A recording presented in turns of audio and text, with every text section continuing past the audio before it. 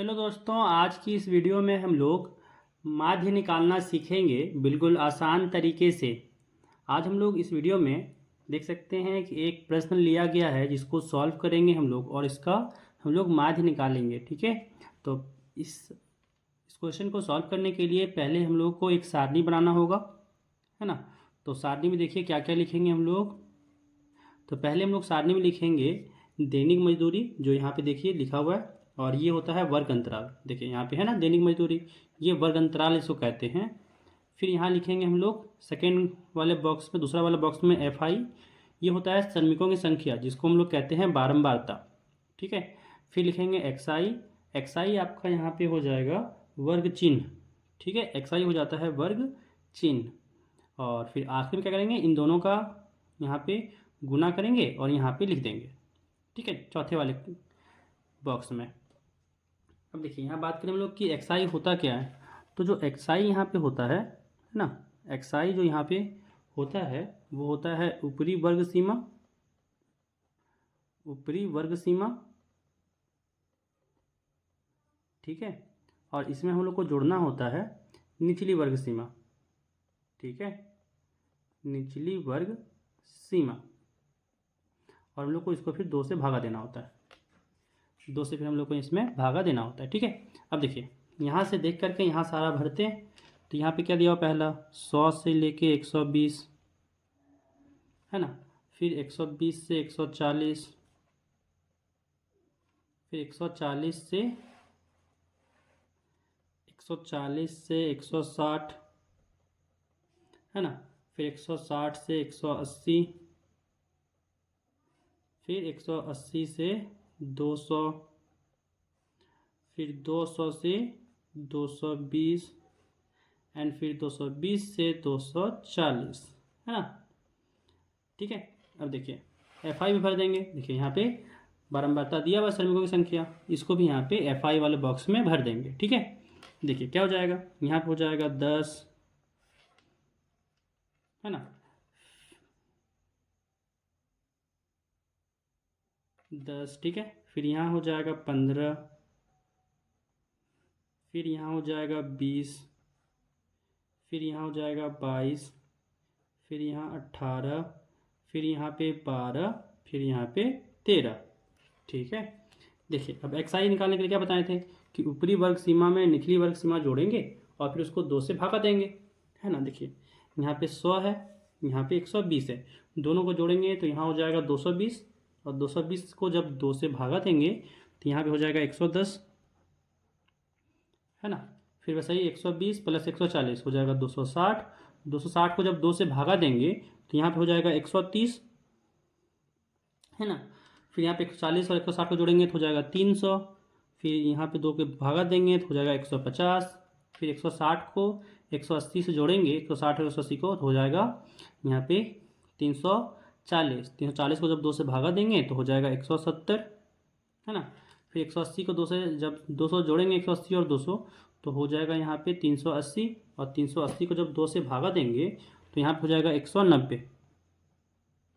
फिर 200 में जब 220 जोड़ेंगे तो हो जाएगा 420, और 420 को जब 2 से भागा देंगे तो यहाँ हो जाएगा 210, है ना।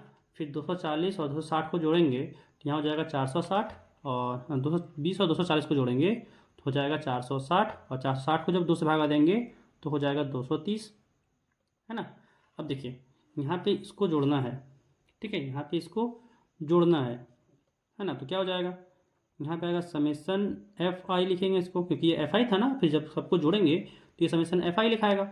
जोड़िए क्या हो जाएगा, 5 2 7, 7 और 8, है ना, 7 और 8, 15, 15 और 2, 15 2 गया 17, 17 3 20, 20 का 0, है ना। और एक हाथ में 1 1 2 2 2 4 4 2 6 6 1 7 1 8 1 9, और एक हाथ में भी था, है ना। तो यहाँ हो जाएगा 10, यहाँ पे आ गया 100। ठीक है, यहाँ पे आ गया 100। इसे फिर से जोड़ लें कि 5 2 7 7 8, 15 15 2, 15 2 17 3 20, 2 हाथ में था, यहाँ पे 110 हो जाएगा। ठीक है, हाथ में 2 था, तो यहाँ पे हो जाएगा 110, है ना। अब देखिए इन दोनों को गुना करना है, ठीक है। और जब 110 को 10 से गुना करेंगे तो यहाँ हो जाएगा 1100, ठीक है।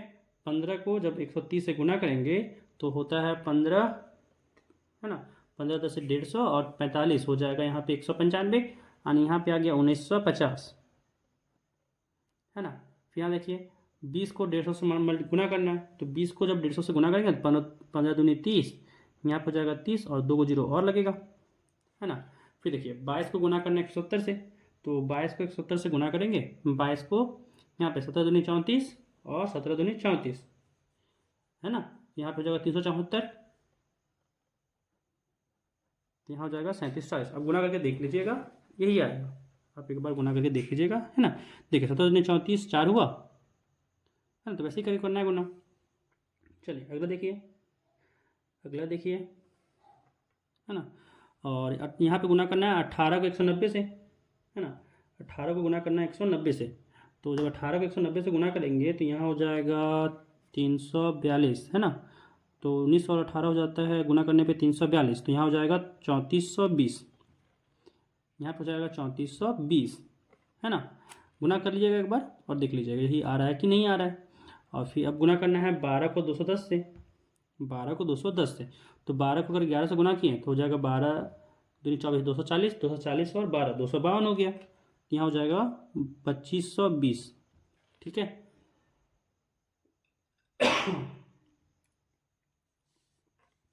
अगर देखिए 13 को 230 से गुना करना है ना। तो 13 को 23 से अगर गुना करेंगे तो हो जाता है 23 69, 230 और 69 हो गया 299, तो यहाँ से हो गया 2990, है ना। यहाँ से 2990 आ गया। अब देखिए सबको जोड़ना है और यहाँ पे लिखना है हम लोग को समेसन FI/XI, ठीक है। यहाँ पे लिखना है ये ऐसे, हम आप हमेशा लिखिएगा ऐसे, ठीक है ना। इसको जोड़ने के बाद समेसन क्या हो जाएगा FI/XI, इसको योग कहते हैं। अब देखिए माध्य का फॉर्मूला बताते हैं क्या होता है ना। देखिए माध्य का जो सूत्र होता है वो हो जाता है यहाँ पे समेसन FI/XI बटा यहाँ पे समेसन FI, है ना। देखिए ये फॉर्मूला होता है, तो बस इसमें भर के रखना है और बनाना है। अब इसको जोड़ते हैं, क्या आ जाएगा। देखिए सब जगह आखिरी में 0 है तो 0 ही हो गया।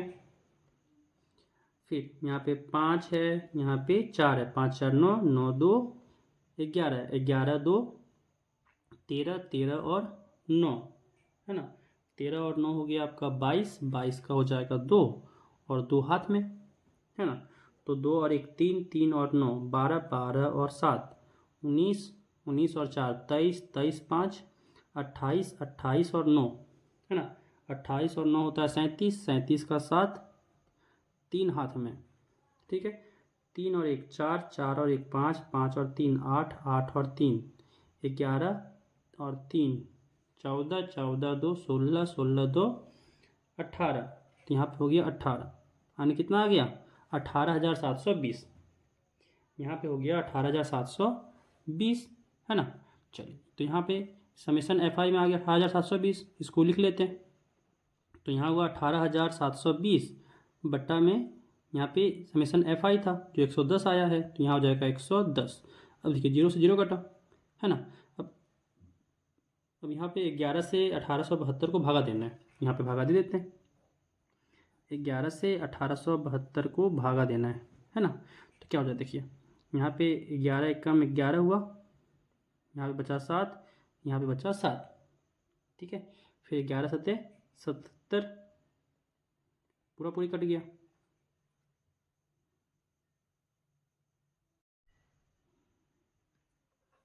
ग्यारह 17 77, ये पूरा पूरी कट गया और यहाँ पे उतरा 2, है ना।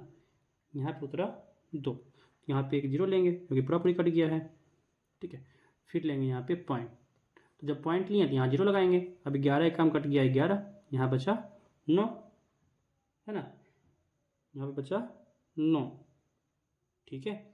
और अगर आगे और लेना चाहते हैं तो और ले सकते हैं, बट ज़्यादा काम तो है नहीं, रहने देते हैं इतना ही। तो यहाँ से आ गया 170.1, ठीक है। यहाँ पे आ गया 170.1 और ये हो जाएगा आपका माध्य, है ना।